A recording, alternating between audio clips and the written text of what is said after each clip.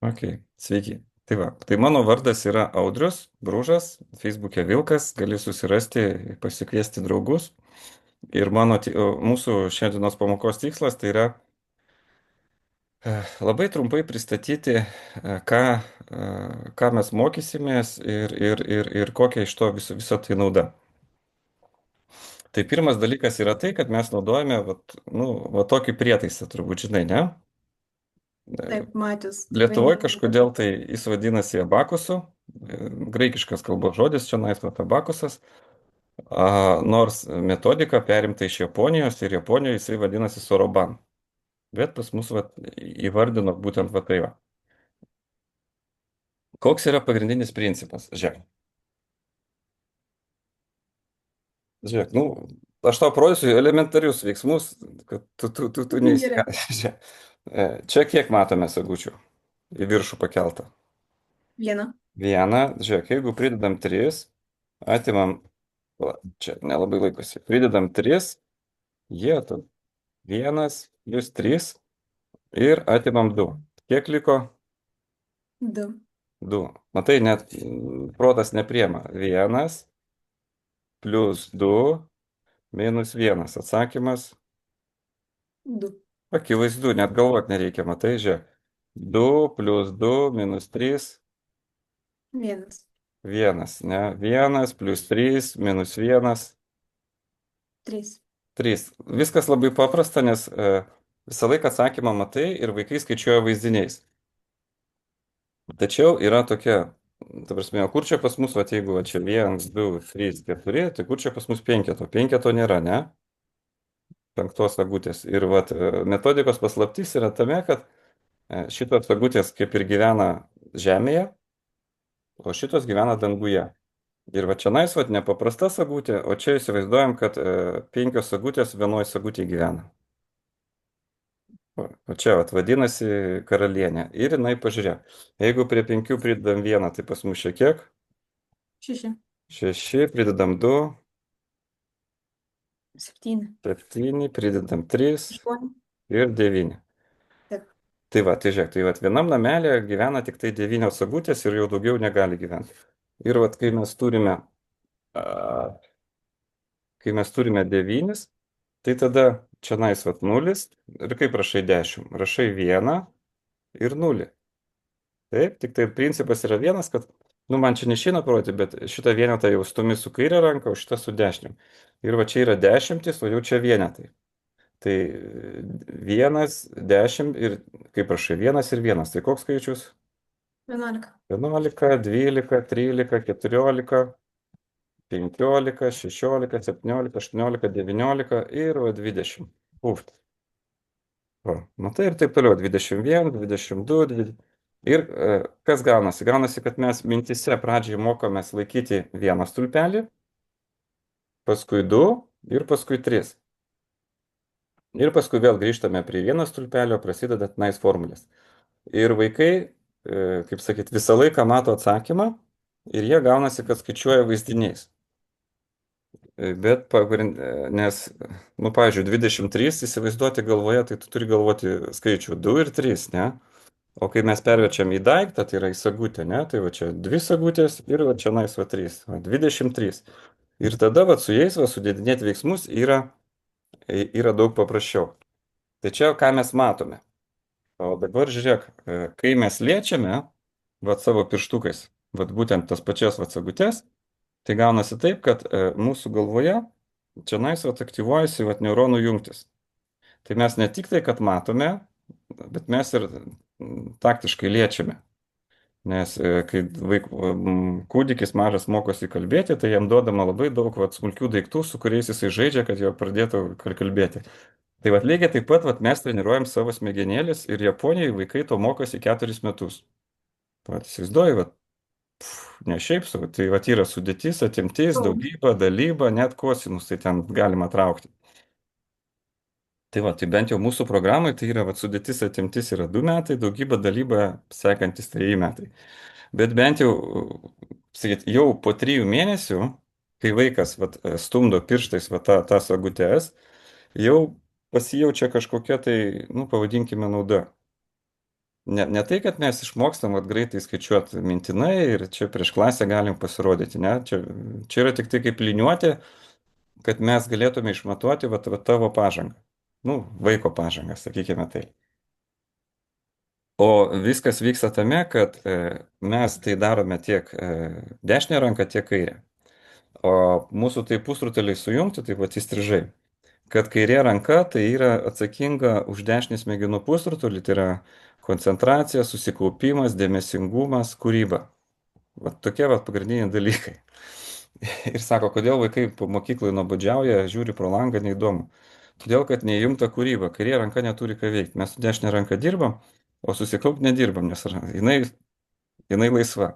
Tai aš nežinau, bent jau aš netradau geresnės metodikos, kur galima būtų įtraukti ir kairę ranką, ir visą kitą. Tai va.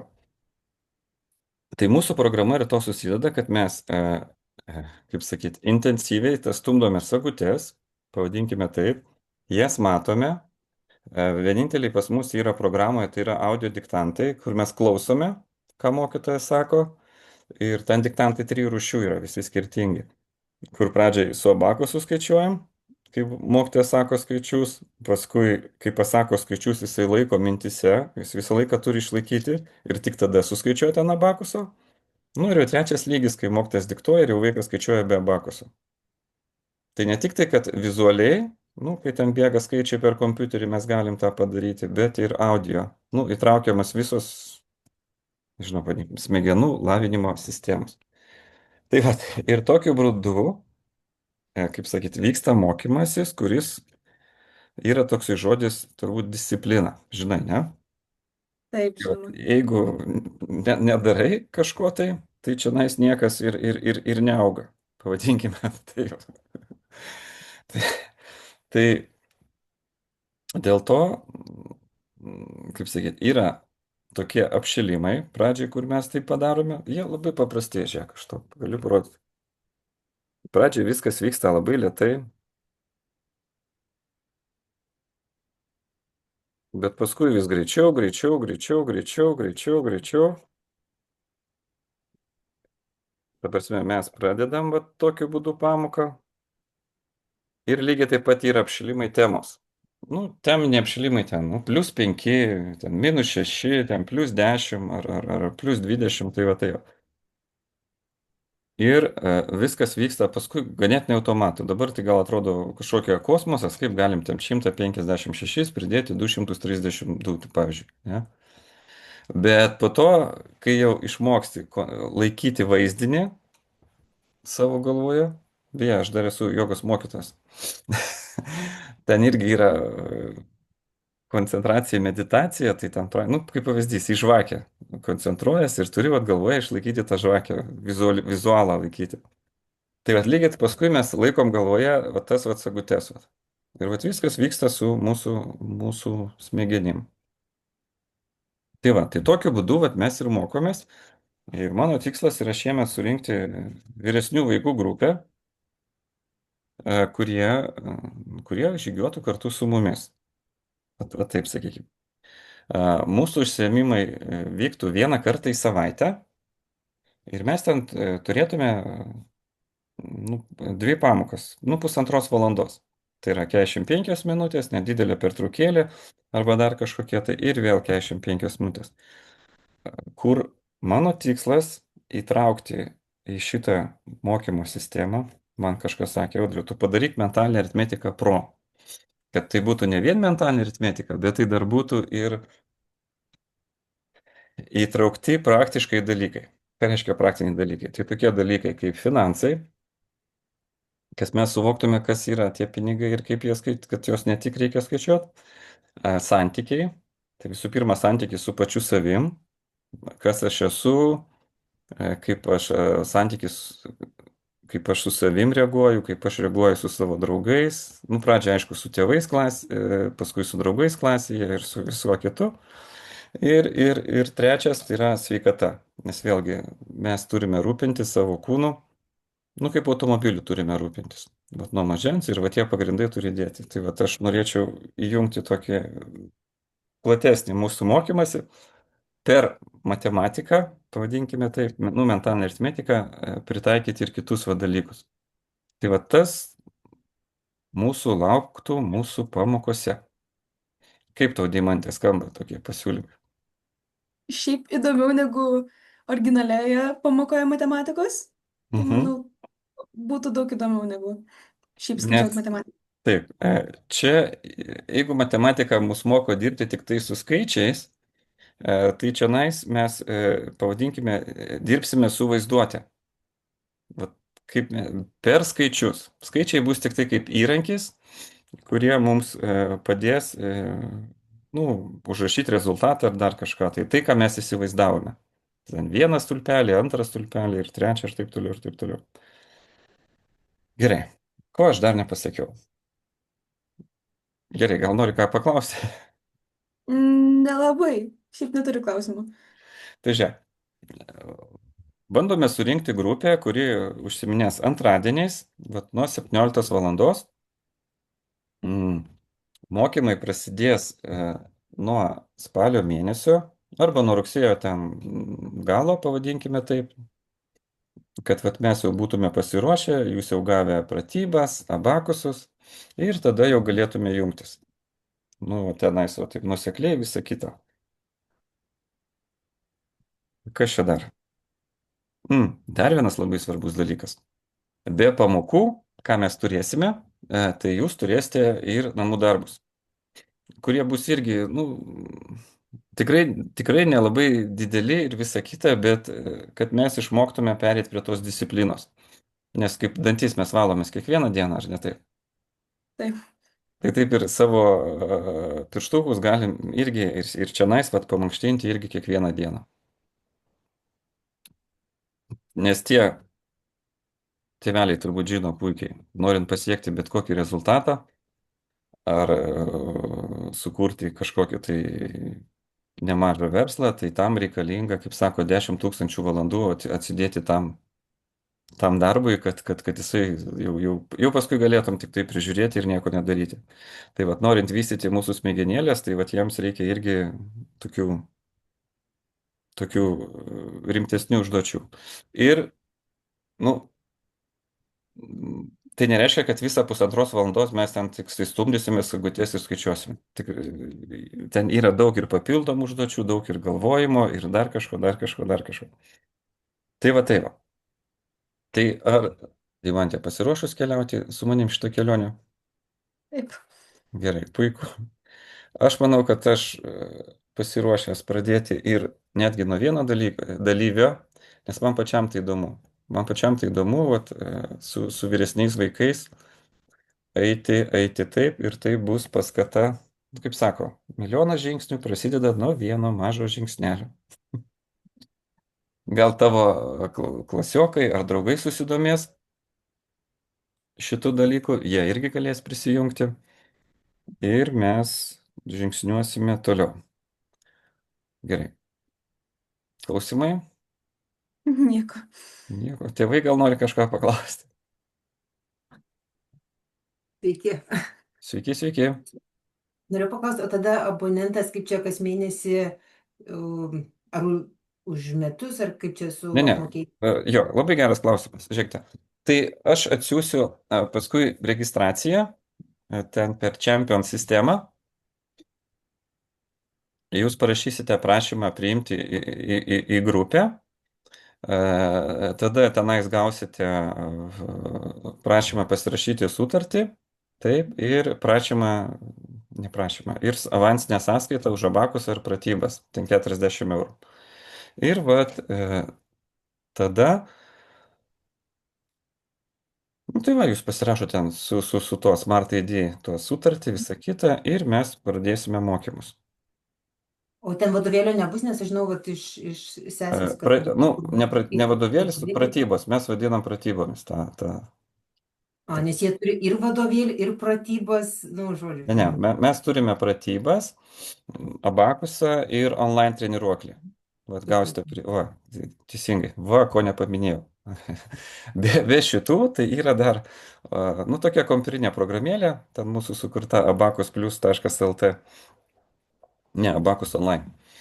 Ir tenais vat irgi bėga skaičiai pagal pamoką, ten vat, sudėliota, ką skaičiuoti ir tenais, nu, mažiausiai 10 veiksmų reikia suskaičiuoti. Ir pagal tos veiksmus mes matysime, kaip ir sakykime, pažangą. Ten mums sekėsi taip, sekėsi anaip ir visa kita. Bet vėlgi, visiškai nesvarbu, ar vaikas ten po mėnesio pradeda skaičiuoti, ar po dviejų, ar po trijų. Svarbiausia yra treniruotės, kad mes treniruojam savo tą, nes mes turime lygintis, labai gerą mintį išgirdau, su savim, tokiu, kokiu buvome vakar, o ne su kitais žmonėms. Vat čia viskam tinka, Taip. visom gyvenimo sritim. Tai va. Gerai, ir Tai aš dar tada galiu. Gerai, mėnesinis mokestis kiek būtų? 75 eurai. O krepšelis naudojamas mokinio ar ne? O kur jūs gyvenate? Jonavoj. Mums priklauso bent jau nuo pernai, mes laikėm dviračio teisės, tai 25 eurai. Žinau, kad jeigu Kaune būtų, tai kažkaip 15 liktais, bet Jo, tai, o čia yra rajonas, tai atsakymas būtų ne. Atsakymas būtų ne. Negal, nes turime tik tai Vilniui ir Kauno mieste. O čia Jonavos miestas turbūt taip. nu, mes jo, skaitomės Jonavoj. Tai. Jo, tai tą krepšelį gali panaudoti kitame burelėje, sakykime taip. Supratau. Gerai. Gerai, dar klausimai? Tai sakykime, vieną kartą per savaitę ir po 2 pamokėlės Jo. su pertrauka. Jo, ir dar vienas klausimas. Mes lygiai taip pat įvedinėjom referalinę nuolaidų sistemą. Jau minėjau turbūt, ne, kad jeigu jūs atsiveda draugą ir jisai mokosi kartu su mumis, tai jums gegužės mėnesis nekainuoja. Jeigu atsivedate 2 draugus, tai nekainuoja ir gegužės, ir balandis. Jeigu atsivedate 3 draugus, nekainuoja gegužės, balandis, kovas. Jeigu O jeigu atsivedate 4, 9 metai. tai va tai va. Tai faktiškai, jeigu jūs atsivedate 8 draugus, tai jūs mokotės su nuliniu mokesčiu, pavadinkime taip. Dabar mokslo metai kiek trunka nuo spalio iki Iki birželio 1. birželio? Gegužės mėnesį baigiam. Supratau. O ten būna po to kažkokie, tai, nu, žinau, kadangi turiu žinių iš kitur, tai būna kažkokie, kaip važiuoja ten ar egzaminai, nu, ne kaip egzaminai, savo žinių kažkoks kaip patikrinimas, kažkas panašaus. Nu, mes nevadinam tai žinių patikrinimu, mes vadinam tai olimpiadą. Jau ją organizuojam 4 metus iš eilės. Ten gegužės vidurynai vyksta ir kur ten tokia, pavadinkime, šeimos šventė daugiau. Kad atvažiuoja iš visos Lietuvos žmonės, praleidžia pusdienį, sudalyvauja konkursuose, gauna prizus, paskui ten aplanko Vilnių ir taip toliau, taip toliau. Tai tokia tikrai labai graži šventė, mila ir ypač jeigu mokosi vaikai online, tai jiems man labai įdomu gyvai pamatyti, kaip jie dar kažką. Tai va, tai mes turime tokią olimpiadą, į kurią visus vaikus kviečiame taip pat dalyvauti. Supratau, tai dabar Deimantė kaip ir skaitos tokia vyriausia, o kokio amžiaus pas jūs, vat, nu, didžiausias skaičius mokinių, vat, Vyriausių mokinių, ne? Žiūrėk, nu, ne, Lietuvoje tokia mūsų rinka, kad mes kažkaip tai sugebam, įsivažiavo tėveliams tokia klišė, kad tik tai pradinių klasių vaikams, nežinau. Nors, sakau, per karantiną buvo ir vyresnių vaikų ir tas mane tikrai labai labai džiugino. Ir gal pavyks atgaivinti vyresnių klasių vaikams šitą metodiką, kad jie, nu, pamatytų, kaip tas vyksta ir visą kitą. Tai va, jūs būsite pionieriai, užsiėmimus vyresniem vaikam vesiu aš. Ir man būtų labai malonu, jeigu jūs prisijungtumėt. nu, aš tai nieko prieš šitą. Deimantė. Nes aš jau labai, ta prasme, man buvo įdomu, nes mano krikšto dukra ten lanko, jinai dabar kiek čia 8 metai, tai ten UKMA vadinama, reikia daryti, nu, nežinau, UKMA vadinama ta visa matematikos būrelė. Tai ten sakė, netgi, vat, kai jie važiuodavo tas, nu, vadinamas, tas, vadinkim, jie tas olimpiadas, tuos konkursus, tai netgi sakė, ten, nu, tikrai daug vyresni vaikai, net, vat, jinai tai ten 8, jau jinai dabar turbūt 2 ar 3 metus lanko, tai ten sakė, susirenka ir daug vyresnių vaikų, dėl to aš galvojau, nu, kad Lietuvoje tai būtų ir vat, pernai jau galvojau, bet kažkaip, vat, nu, šį sekmanį atsisėdau ir netyčia tikrai radau jūsų puslapį, nes net nežinojau, kad Lietuvoje aplamai yra, vat, kad ir nu, jaunesnio amžiaus Jo, vaikams. mūsų jau 9 sezonas, mes jau taip ir ūgtelėjome, pernai buvom 30 mokyklų, šiemet gal būsim 40 mokyklų. Tai tikiuosi, kad tie didesni vaikai irgi po truputį prisijungs prie viso šito. Bet jūs tik tai Vilniui, Kaune ir Vilniuje, Kaune Šiauliuose. ir šiemet būsime Šiauliuose. Tai va, ten Klaipėda laukia, Panevėžys, va, kiti miestai. Bet vis viena, tie Tikiuosi vaikai, online. kurie jau ir pabaigė ir pereina į 5 klasę, tai mes jau jiems siūlome perėti prie online mokymo. Nu, nes jau jie žino, kas vyksta, kad jie jau gali sėdėti prie kompiuterio, išlaikyti dėmesį, žino, kas yra pamoka, kas yra apšilimai ir visa kita. Gerai, tai aš kaip ir nieko prieš. Tai man tai pasirašai. Ir Iššūkiai, iššūkiai Jo, gerai, pirmieji. kad priemat iššūkį, aš tik tai dar atsiverčiu šitą na, mm, anketą, kur aš jūsų pamatyčiau anketą, Deimantė, ne? Ir nerandu Deimantės taip greitai. Geras. O jūsų elektroninis laiškas, koks Čia paštas? laima.siekaitytė. Ai, va, nėra netgi nieko, jo, geras. Geras. Aš apie patį gaminį nežinau, aš tik parašiau, kad kokio amžiaus. Jo. Tai gerai, aš jums atsiųsiu laiškutį su užpildyti, gal net ne anketą, iš karto, va, pasižymėjau, atsiųsiu laiškutį po mūsų pokalbio, tada ten ta registracija per Champion sistemą bus tada iš karto, gerai? Gerai. Tai jeigu nėra klausimų, tada lauksiu jūsų registracijos ir mes iki nu, 9-10, nu aš manau 30 dieną jau tikrai startuosime. Gal ne 23 rugsėjo. Gerai. Gerai? Nu, gerai tada. Tai tada iki Gerai. malonaus ir iki Ačiū. susitikimo. viso gero.